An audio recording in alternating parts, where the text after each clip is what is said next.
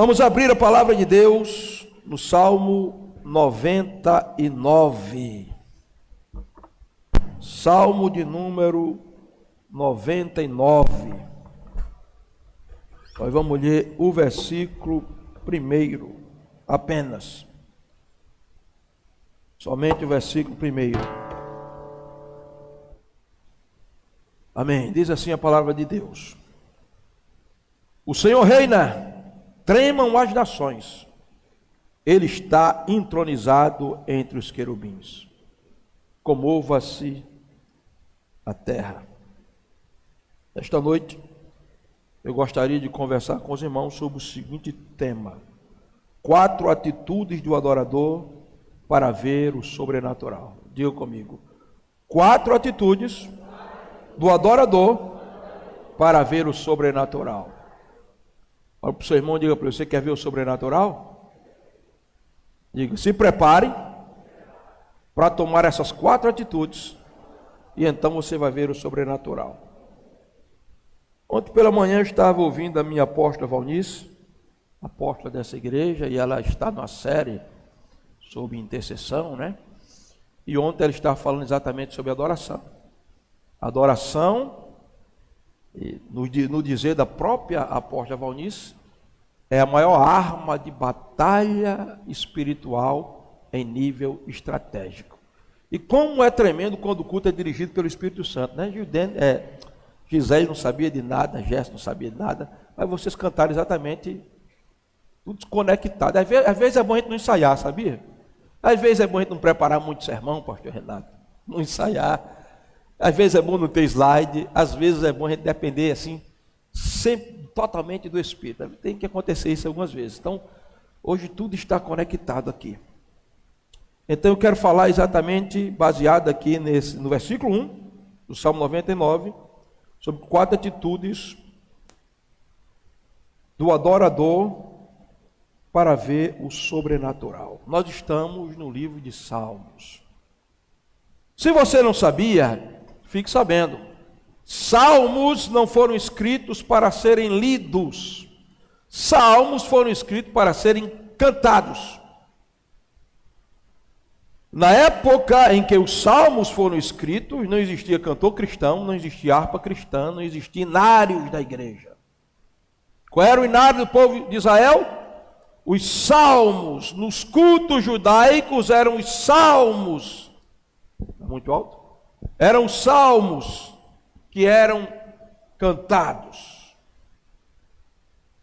A palavra salmos é a palavra latina, que vem do grego psalmo, que no hebraico é terrilim.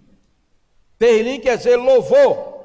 Então toda vez que você lê um salmo, quando você lê um salmo, você está lendo um terrilim, que quer dizer louvor. Salmos são expressões de louvor, que são veículos de adoração. Terrilins, louvores. Salmo quer dizer louvor. Quando você diz salmo, você está dizendo louvor. Então qual é o objetivo dos salmos? Ser expressões de louvor que são veículos de adoração. E quando eu leio o livro de Salmos, muitas vezes eu penso que o livro de Salmos é um livro só. Se você abrir a sua Bíblia, não está escrito o livro de Salmo, no singular, mas de Salmos. Por quê? Porque são 5 livros diante de um livro. Do Salmo 1 ao Salmo 150 você vai encontrar 5 livros. Por exemplo, do Salmo 1 ao 41, nós temos o primeiro livro dos Salmos. Do Salmo 42 ao 72, nós temos o segundo livro dos Salmos. Do Salmo 73 ao 89, nós temos o terceiro.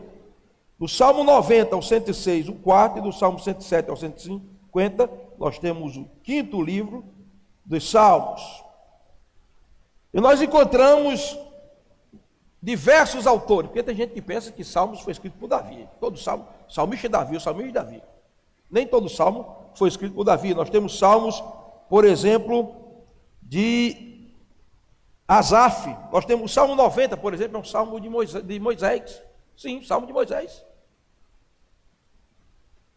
Nós temos salmo de Jedutum. Nós temos salmos dos filhos de Corá. Então existem vários autores dos salmos. E no Salmo 99, que é onde nós vamos pregar, evidentemente eu vou pregar hoje um sermão textual. Eu vou separar 4 pontos do versículo 1. Mas o Salmo 99, se você observar comigo, ele tem 9 versículos, vai do 1 ao 9. E ele está dividido. A primeira parte, que vai do versículo 1 ao versículo 3, ele está falando, o salmista está louvando a Deus pela grandeza e glória. Os versículos 4 e 5, ele está louvando a Deus pela justiça e reinado. E os versículos 5 a 9, ele está louvando a Deus pelas preces respondidas. Bom, terminada a introdução, para não ser muito longo na introdução, como diz um pastor não ser enfadonho, vamos então trabalhar agora o versículo 1, Salmo 99. Bíblia aberta, olhos no versículo 1 do Salmo 99, vamos ver o que, é que a gente vai entender, descobrir aqui. Vamos ler de novo, né? O Senhor reina, tremam as nações, ele está entronizado entre os querubins, comova-se a terra. Pastor, o que é que você encontra aqui nesse versículo 1? Muita coisa. No versículo 1, eu primeiro encontro a primeira atitude de um adorador para ver o sobrenatural. Porque veja, o sobrenatural vai acontecer no final do versículo, quando a terra vai se mover. Mas antes do sobrenatural acontecer, a terra vai se mover, porque terra se mover não é. Alguém aqui já viu a terra se mover? A terra está no movimento de rotação e tração. Mas você nunca viu, por exemplo, vamos ver, esse tempo sair daqui e para ali. Se acontecer isso, é porque o sobrenatural vai acontecer. Na última parte do versículo, o salmista está dizendo: mova-se a terra vai se mover. Quando é que a terra vai se mover, pastor? Quando o salmista entender as 4 atitudes. Vamos lá, quais são as 4 atitudes? Diga comigo: reconhecer a soberania de Deus. Diga de novo: reconhecer a soberania de Deus. Quando é que o salmista reconhece a soberania de Deus? O texto começa dizendo: o Senhor. Segundo, diga: reconhecer o seu governo.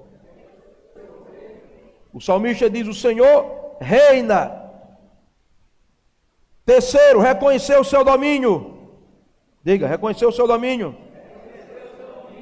O salmista diz: tremam as nações.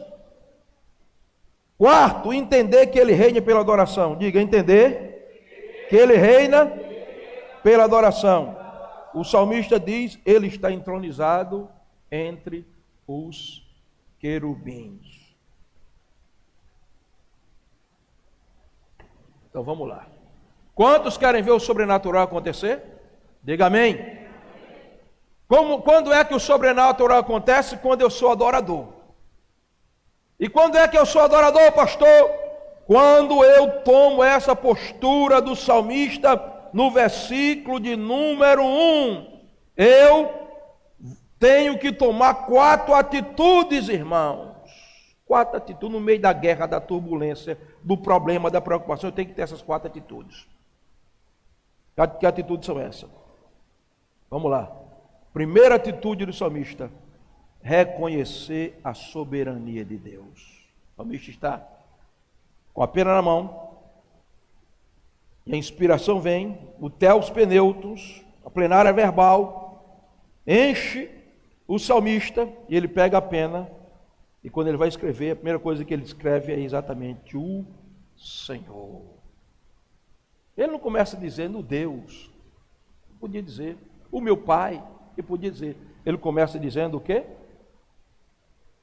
Ele começa dizendo o quê? Essa versão está errada, meu filho, bota a corrigida, senão o povo vai ficar, não vai acompanhar direito. Versão corrigida, viu? Aí, isso aí mesmo. Vamos lá? 1, 2, 3, diga: o Senhor. Mais uma vez: o Senhor. Essa é a primeira atitude de um adorador. Quem não reconhece a soberania de Deus e que Ele é Senhor, não aprendeu a ser adorador ainda. Tem muita gente que eu sou adorador, mas não reconhece Deus como Senhor da vida dele. Eu aceitei Jesus como Senhor e Salvador. Às vezes aceitou até só como Salvador, mas não aceitou como Senhor. Por quê? Quem é Senhor? É aquele que manda, que comanda. É aquele que é dono. Quando Ele é Senhor, meu irmão, Ele é dono do meu dinheiro. Então tem gente que diz que Deus é Senhor dele, mas quando se fala em oferta, meu irmão, e aqui a gente não fala muito, graças a Deus, né? De vez em quando dá para dízimo, aí ele fica, ai meu Jesus, né? Eu conheci uma irmã que dizia, ai meu dinheiro, só faltava beijar o dedo e dizer, meu dinheirinho. Eu sou adorador quando Ele é Senhor de tudo na minha vida, inclusive do meu dinheiro, sim.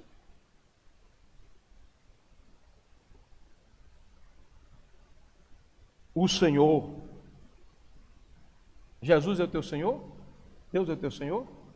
Ele é quem controla, comanda todas as áreas da sua vida? Foi o que Jesus disse sobre isso. Vamos ver aqui, abra a sua Bíblia em Lucas, capítulo de número 6, verso 46. Vamos ver o que é que Jesus disse sobre isso. Lucas 6 e 46. Nós estamos falando sobre a primeira atitude de um adorador. Que é reconhecer a Deus como Senhor. 6 e 46. Veja o que Jesus disse. Por que me chamais Senhor, Senhor, e não fazeis o que eu digo? Outra versão diz, não fazeis o que vos mando. Jesus está no meio da multidão, e aquelas pessoas estão chegando, talvez para receber o milagre de Jesus, para receber a bênção liberada, e dizendo, Senhor Jesus, Yeshua, Senhor, Tu és o meu Senhor. E Jesus olha para elas e diz, eu sou o Senhor de vocês? Senhor é o Senhor? Aí diz, por que vocês me chamam de Senhor, Senhor, e vocês não fazem o que eu mando? Irmão, será que eu e você temos Ele como Senhor da nossa vida de verdade? Será que nós estamos obedecendo os seus mandamentos? Diz a apóstola Valnice, servo não questiona, obedece. Você acha que Jesus pediu para alguém orar aqui? Jesus pediu, pastor Jerônimo, por favor, quarta-feira do culto, eu lhe imploro, pastor Jerônimo, venha orar a mim. Jesus nunca disse isso. Jesus disse, quando orares. Orar é mandamento. Se eu não oro, eu não estou obedecendo o mandamento. Então, como é que Ele é Senhor da minha vida, se eu não obedeço o mandamento de orar? Está na Bíblia, orar sem cessar. Jesus disse, o que quer dizer quando orares? O que quer dizer quando orares? Não é se orares. Se orar, queridos, é uma condição. Quando orar, é um mandamento. Vamos refletir, essa é uma mensagem reflexiva. Como diz um pastor, não é uma mensagem muito palatável, é uma mensagem de você parar e refletir.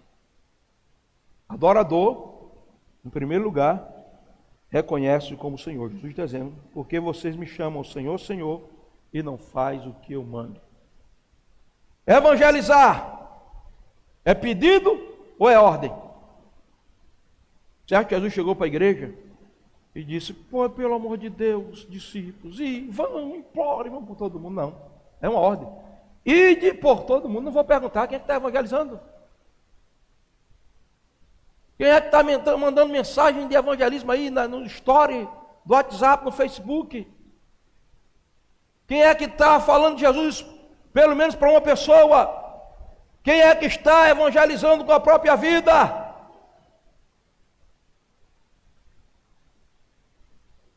Ele é o meu Senhor?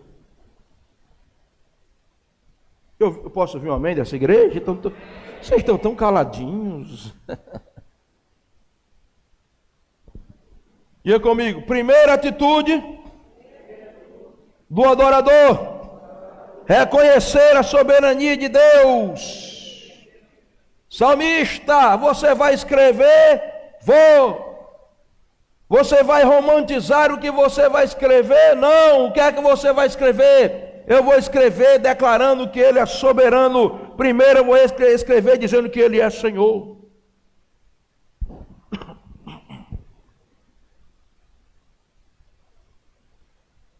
Que Ele é Senhor. Ah, eu sou um adorador. Qual o nível da minha obediência? Qual o nível da minha submissão?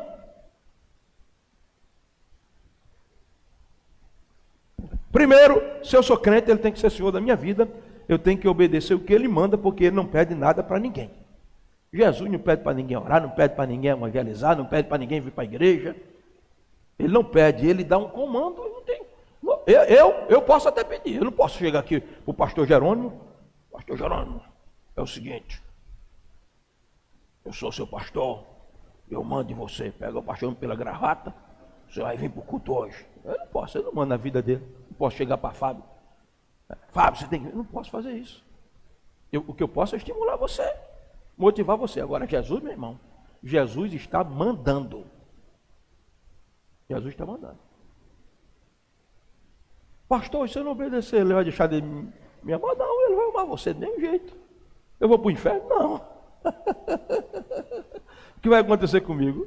Vai ser um faxineirozinho lá no céu. Se você quer ser, não tem problema. O problema não é meu. Eu não quero ser faxineiro no céu, não. Eu quero governar com Ele. Porque eu vejo gente dizendo assim, eu já vi crente dizendo isso. Eu queria ser só como diz a pastora Raquel, eu queria ficar na cozinha do céu. Meu querido, a questão é que Jesus não pediu para mim ficar na cozinha, ser faxineiro do céu. Jesus disse que eu preciso governar com Ele. João disse que Ele nos faria reis e sacerdotes. Então não posso ser tão medíocre. Sabe por quê? Quando eu digo, não, eu quero ser um faxineirozinho no céu. Na verdade, porque eu não quero me comprometer com o rei, com o reino. Eu preciso dizer isso, me perdoe. Mas a Bíblia diz, na verdade, Ele não é Senhor de todas as áreas da minha vida. Não é questão, meu irmão, de ser humilde, porque não vai ser nada no céu. É questão de passar assim, meu Deus, Jesus derramou sangue por mim. Foi até o inferno por mim, aceitou por mim, sofreu tanto por mim, fez tudo por mim, e agora eu vou entrar na presença dEle, sem uma forma de gratidão pelo que Ele fez por mim. Leonardo de Ravenhill diz que no tribunal, quando chegar, muita gente vai chegar lá, vai dizer, meu Deus, quanto tempo eu perdi na Netflix, podia estar orando. Quanto tempo eu estava no Facebook, podia estar lendo a Bíblia, lá no tribunal.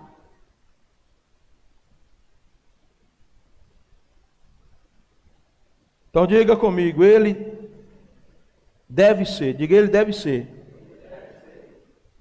E Ele será Senhor da minha vida.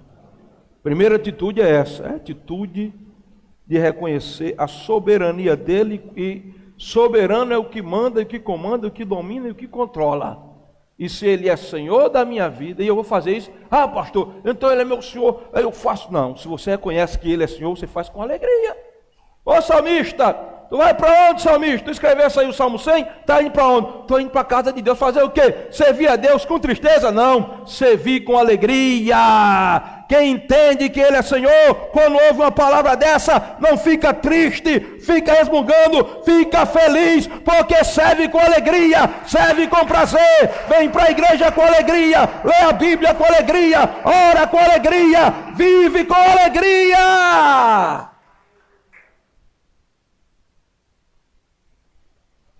Salmista, o que é que está escrevendo aí? Escrevendo o Salmo 99. O que é que está dizendo? Estou dizendo que Ele é Senhor.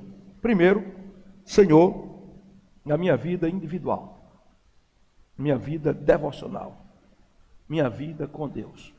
Se eu sou servo, eu vou orar com alegria, eu vou ler a Bíblia com alegria, eu vou evangelizar com alegria. E eu não tenho opção, nem tenho de que questionar. Eu me apaixonei por Jesus muito cedo. Vocês conhecem a minha história. Eu tinha 16 anos de idade, me apaixonei por Jesus e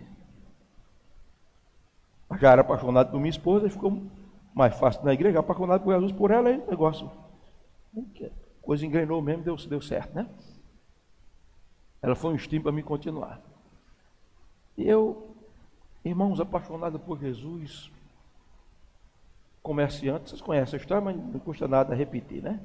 Diz a apóstolo Valnice, repetição é barra do aprendizado, e Paulo disse, não vos canso de vos repetir as mesmas verdades, né? Tem gente que não gosta de ouvir palavra, Bíblia repetida, né? Mas aí está aqui a Bíblia 66 livros, a gente tem que ler todo ano no mínimo, repetindo, a gente tem que repetir até o negócio engrenar. E eu, novo, 16 anos, me apaixonei por Jesus. Casei, 21 anos, recém-casado, comerciante, minha rotina, 5 horas da manhã, me acordava.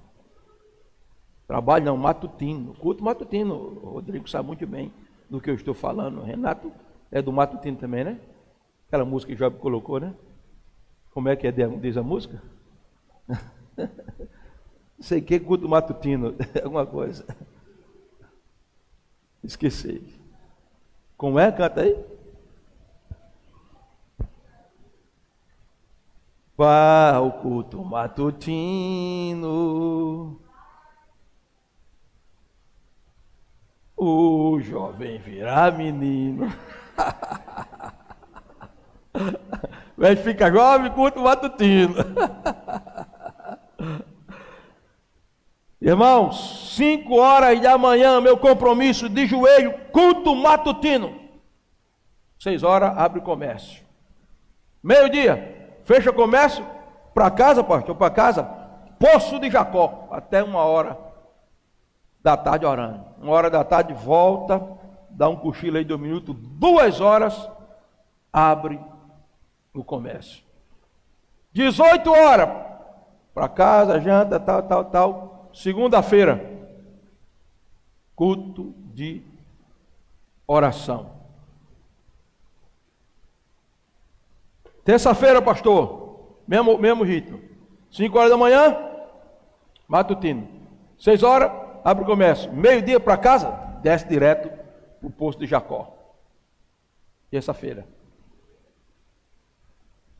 2 horas, abre o comércio. 18 horas, fecha de novo. Para casa.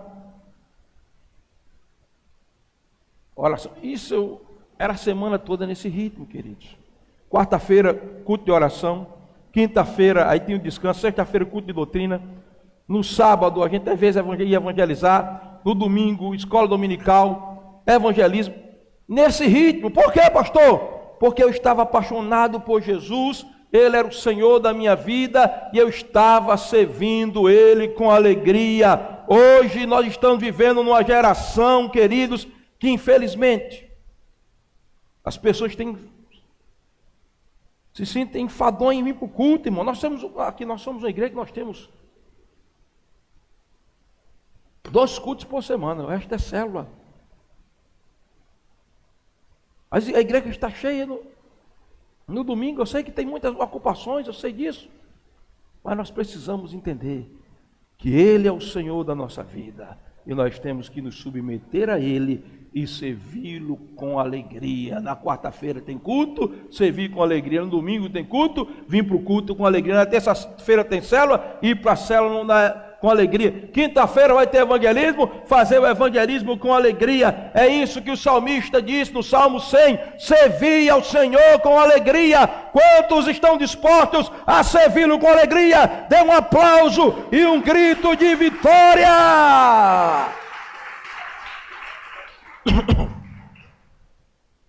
Primeira atitude do adorador: reconhecer a soberania. Ele tem que ser Senhor da minha vida individual.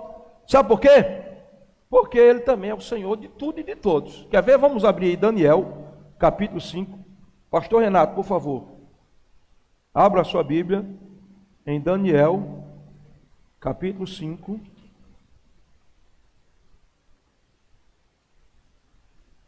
Microfone aqui. Vem aqui, pastor Renato, por favor. Daniel 5:23. Leia para mim, por favor, pastor. Se quiser colocar aí, 5:23.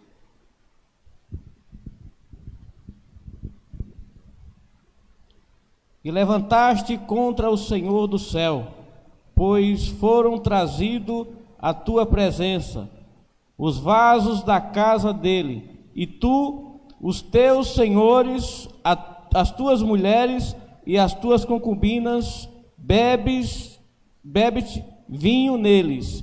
Além disso, deste louvores aos seus deuses, prata, de ouro, de bronze e de ferro, de madeira e de pedra, que não veem, que não ouvem, que não sabem, mas Deus, em cuja mão está a tua vida, de quem são todos os teus caminhos, a Ele não glorificastes. Amém.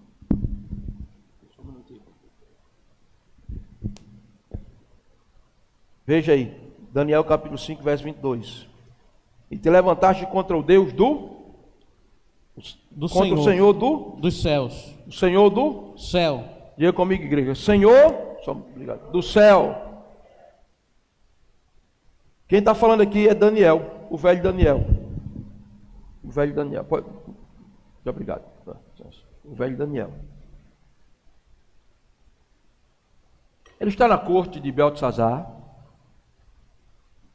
E de repente alguém chega. O senhor é o profeta Daniel? Pois não. Estão chamando o senhor na corte agora. Algo extraordinário, espantoso aconteceu. E lá vai o velho Daniel, posso ver o Daniel barbudão. Ele vai indo, chegando na corte. Qual é o problema? O que é que está acontecendo?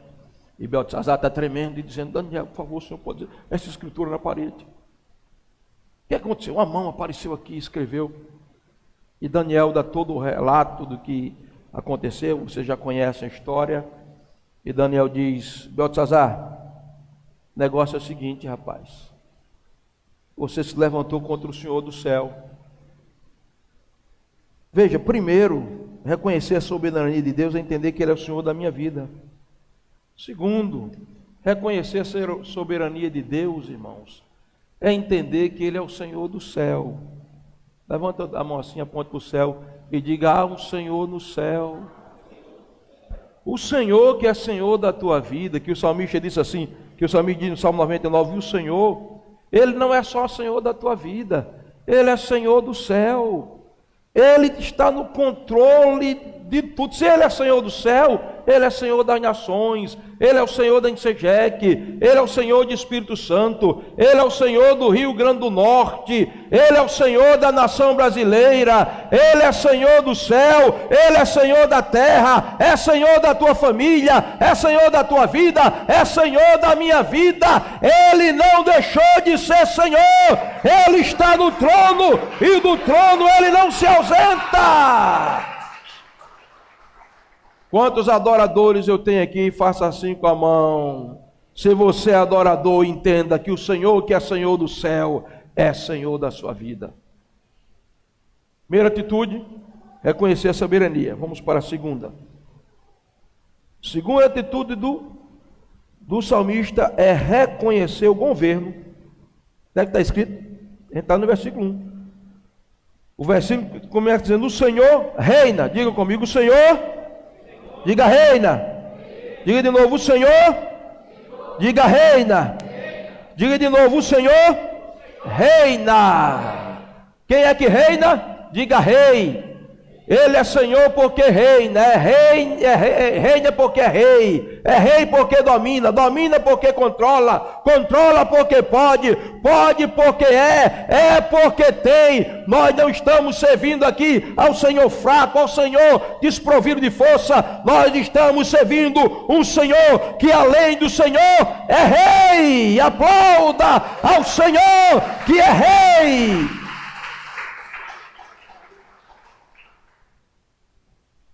Então vamos ver algumas coisas aqui sobre o Senhor que é rei. O Senhor reina. Porque ele é rei. Primeiro, porque ele nasceu para ser rei. Ele nasceu para ser rei. Jesus nasceu para ser rei. Você sabe que Mateus, capítulo 1, vai falar do nascimento de Jesus. No capítulo 2, Jesus nasce. Agora veja, Jesus nasceu em? Jesus nasceu em? Cadê o povo que conhece a Bíblia aqui? Jesus nasceu onde? No Pará? Jesus nasceu em Belém. Uma apoteose de glória aconteceu naquela noite. O céu iluminou-se, anjos cantaram. E daqui a pouco, os chacamins, os ravimagues. Não existe esse negócio de mago não, viu? A história de mago é uma tradução errada. A palavra é ravimag, que é a palavra grega para chacamins, que não foram 3. Acabe com essa de Baltazar, Belchior e Cheque, não sei o que tem mais lá, que eu não sei o nome. Não foram 3.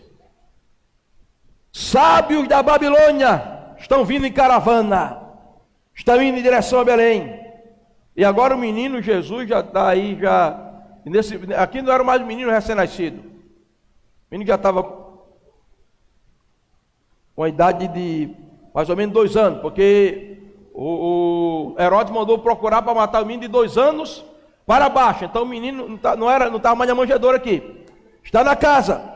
E aqueles magos, quando entram, ele diz: viemos aqui adorar aquele que nasceu rei dos judeus. E a Bíblia diz que eles ofereceram ouro, incenso e mirra. Ouro falando da realeza dele, incenso falando do ministério sumo sacerdotal, e mirra que ele seria o servo sofredor. Mas o que é que aqueles homens estão dizendo? Nós estamos aqui para adorar aquele que nasceu rei dos judeus.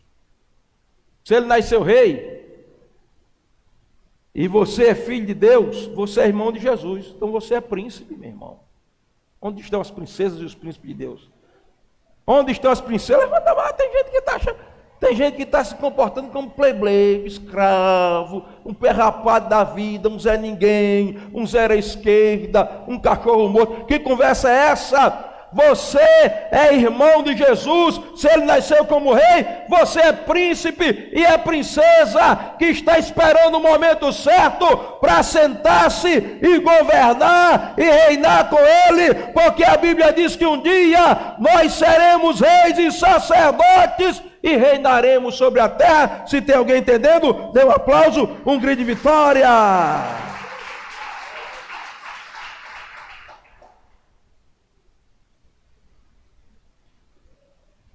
Primeiro, ele nasce como rei. Segundo, ele morre como rei. É por isso que o salmista diz: o Senhor reina. Evidentemente que esse Senhor aqui aponta para o Messias Cristo. Ele morre como rei. Você acha que a morte de Jesus foi a morte de um moribundo? Alguém desprovido de autoridade, de força? Todo mundo está passando lá, e a cruz do meio está lá pendurada. E o povo vai passando, e quando olha, não está escrito lá na cruz: Jesus Nazareno, salteador. Jesus Nazareno, malfeitor. Jesus Nazareno, palha da sociedade. Estava escrito lá, em grego, hebraico e latim, que eram as 3 línguas conhecidas da época. O hebraico, a língua oficial do culto. O latim, a língua romana, e o grego, a língua universal. Como era que estava escrito lá na cruz de Jesus, irmãos? Ih, meu Jesus, então amanhã vamos começar a ler a Bíblia de novo. Ai, meu Jesus Cristo do céu. Como era? Vamos deixar isso. Vamos dar um tempinho na internet, que é muito boa. Mas pelo menos 5 minutos de Bíblia, minha gente. Pelo menos. Como era que está escrito lá na cruz de Jesus? Na letra? Jesus Nazareno, o quê? O quê? O quê? Então ele nasce como rei, e na cruz quem está morrendo não é o escravo, não é o plebeu, quem está morrendo é Jesus Nazareno, rei dos judeus. Diga, nasce como rei, morre como rei, ressuscita como rei. Deixa eu te dizer uma coisa, vai voltar como rei. João, o que é que você está vendo, João? Eu estou vendo os céus abertos. O que é que está vendo mais? Eu estou vendo um cavalo branco. E quem é que está montado no cavalo branco? O que está montado no cavalo branco tem o cabelo branco como a neve, seus olhos são como chama de fogo. O que está montado no cavalo branco, o nome dele é a palavra de Deus. Os exércitos dos céus o seguem. E o que mais, João? Na coxa direita dele, no manto, no talite dele, está escrito: Rei dos reis e Senhor dos senhores. Salmista, o que é? O Senhor, o que? Reina. Por quê? Porque ele nasce como rei, ele morre como rei, e ele está voltando como Rei dos reis e Senhor dos senhores. Aplauda e glorifique.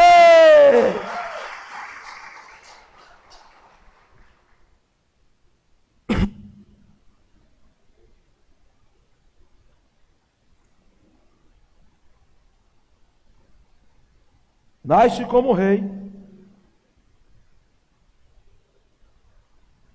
morre como rei, vai voltar como rei. Ponto de número 2.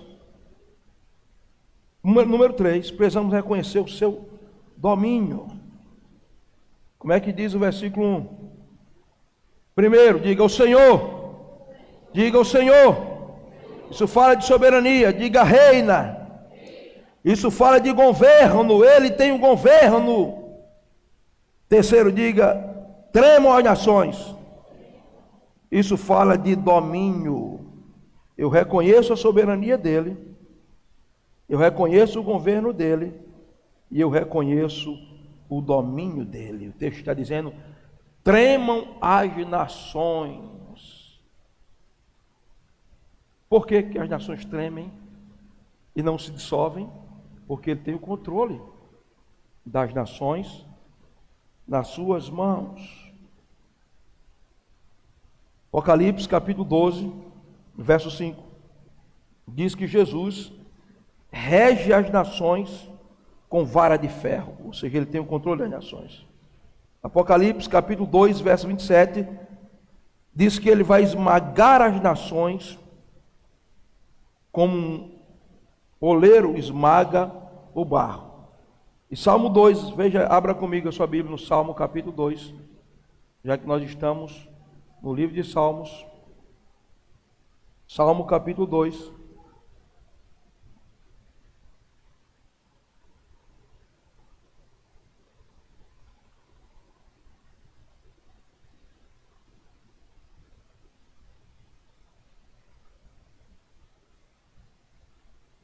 Você vai ver comigo, verso 1.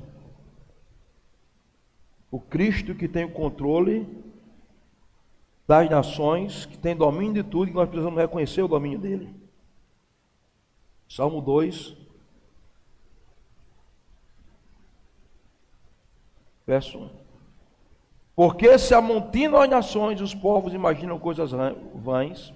Os reis da terra se levantam e os príncipes juntos se macumunam contra o Senhor e contra o seu ungido, dizendo: rompamos as suas ataduras e sacudamos de nós as suas cordas.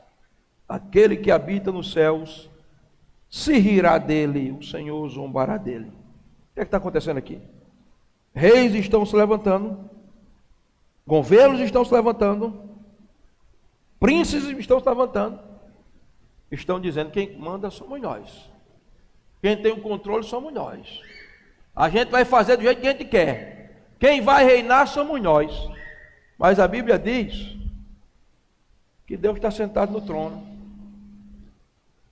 E Miguel está dizendo: o senhor está observando? Eu estou observando ali. Reis estão acumulando ali. Príncipes estão ali se amutinando, dizendo que o controle está com eles. Eles vão tomar o controle, vão tomar o domínio. E o senhor, o que o senhor vai fazer? O que eu vou fazer? Eu vou rir deles. Irmãos, vocês acham que Deus perdeu o controle? Enquanto os inimigos estão perdendo, estão achando ele perdeu o controle, nós estamos adorando aqui, sabe por quê? Nós servimos a um Deus que o domínio dele é sobre as nações, e o salmista disse: as nações tremem diante dele. Posso ouvir um amém? As nações tremem. Por que as nações tremem, pastor? Porque ele está no controle. E terminando, último ponto. Você precisa entender como adorador que ele reina pela adoração. Está no versículo 1. Ele está entronizado entre os querubins. Veja, primeiro, o salmista diz: o Senhor reina, reconhece a soberania. Depois, ele chama de Senhor, reconhece a soberania. Depois ele diz reina, reconhece o governo. Depois ele diz tema as nações, reconhece o domínio. E no final, para terminar, o salmista diz: ele está entronizado entre os querubins. O que é isso, pastor? Está entronizado nos querubins. O que é ser entronizado? Ser entronizado é estar no governo. Quando você diz alguém está sendo entronizado, ou seja, ele está assumindo o trono. Ele está no meio do trono. E o texto está dizendo aqui que ele está entronizado entre os querubins. Que figura é essa, pastor? O salmista está pensando, você pensa que o salmista aqui está pensando no céu? O salmista não tinha visto o céu como Moisés viu e como você viu no Apocalipse.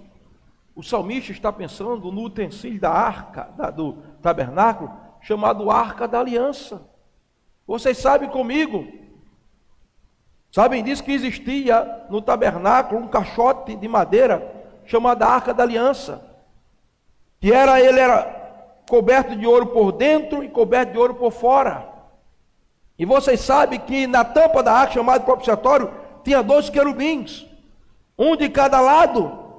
Mas diz a tradição judaica que naquela arca, além de haver aqueles 2 querubins, um de cada lado, olhando para a tampa da arca, nos 4 cantos daquela arca, existia a figura de 4 querubins, um que tinha rosto de leão, outro rosto de novilho, outro rosto de águia, outro rosto de homem. E o salmista está escrevendo aqui, pensando na arca, e vendo aqueles querubins, e ele está dizendo: Deus está entronizado entre os querubins. Como assim? Quando o sacerdote entra no Santo dos Santos, que queima um incenso, Deus desce na nuvem, Shekinah de glória, e ali no meio dos querubins, quando a adoração, ele governa. O que é que o salmista está querendo dizer? O salmista está querendo dizer: descanse o seu coração, porque enquanto você adora, ele demonstra o reino dele, o governo dele e a majestade dele. Quando o salmista diz que ele está entronizado entre os querubins, o salmista não estava pensando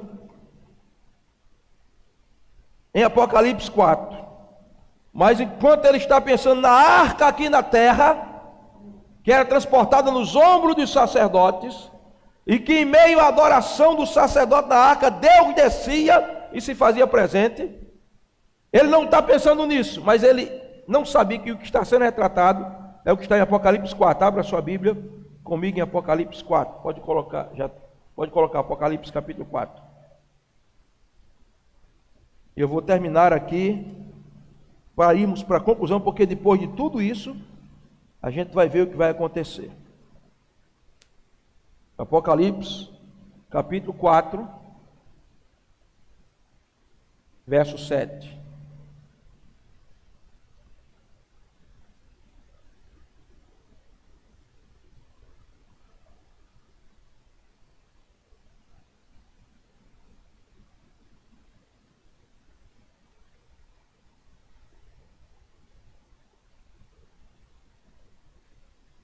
Substitua essa palavra que você está vendo aí de animal por querubim, que a tradução correta seria querubim.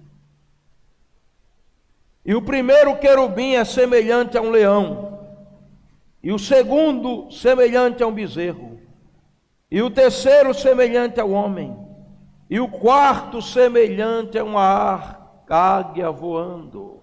Olha para cá, preste atenção. O salmista está escrevendo, talvez olhando para a arca, e dizendo: Deus está entronizado entre os querubins. Ele está vendo a arca de aliança, e vendo aqueles querubins de ouro. Mas sem entender, ele está retratando o que está acontecendo no céu agora. Nós estamos aqui na terra. E quando você para ouvir a palavra de Deus, como você está ouvindo a palavra de Deus, isso aqui também é uma atitude de adoração. Porque adorar não é só bater palma, não é só cantar. Adorar é um estilo de vida. O adorador não está adorador. O adorador é adorador. 24 horas por dia. Até dormindo ele está adorando. No banheiro ele está adorando. Andando ele está adorando. É um estilo de vida. Enquanto nós estamos aqui, isso aqui é adoração.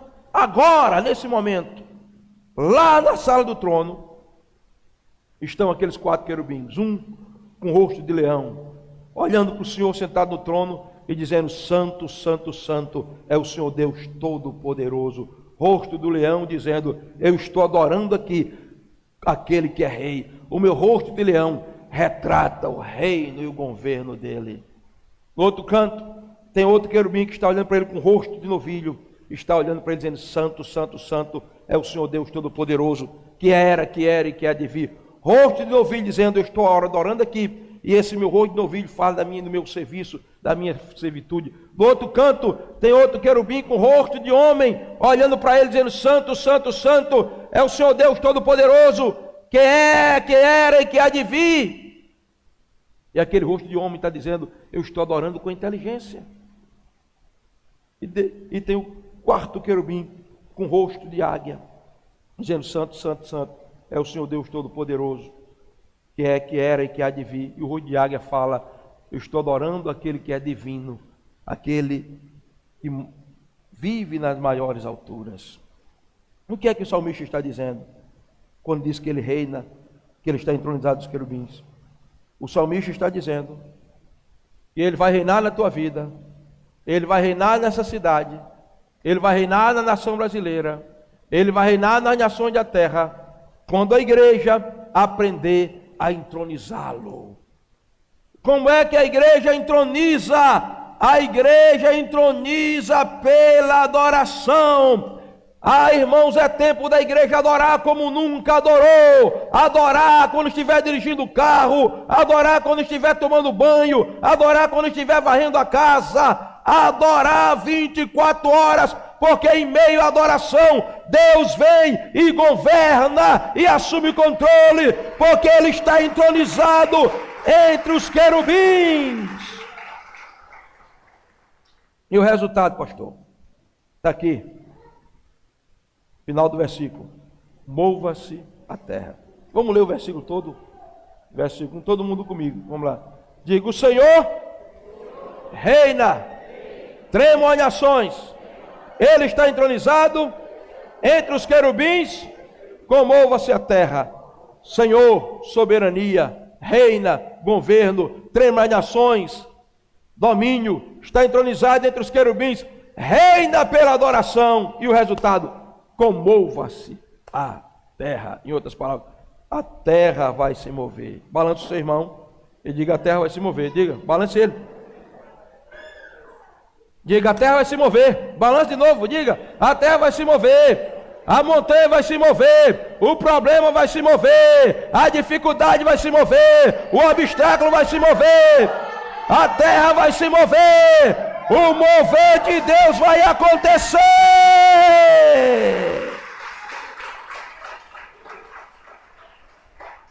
Eu conheci um pastor, chamava Azamor Santos, era um cabra desse tamanho, gordo, os óculos grandes assim, homem de Deus. E muitas vezes, quando ele estava aquele jeito dele pregando, ele dizia: quando o crente ora, e orar é adorar também, 3 coisas acontecem. Ele dizia: o céu se move, o inferno treme, e coisa nova acontece na terra. Deixa eu te dizer uma notícia: A igreja está adorando na nação brasileira. Se prepare para a notícia do céu. Algo novo vai acontecer. O mover de Deus está vindo aí.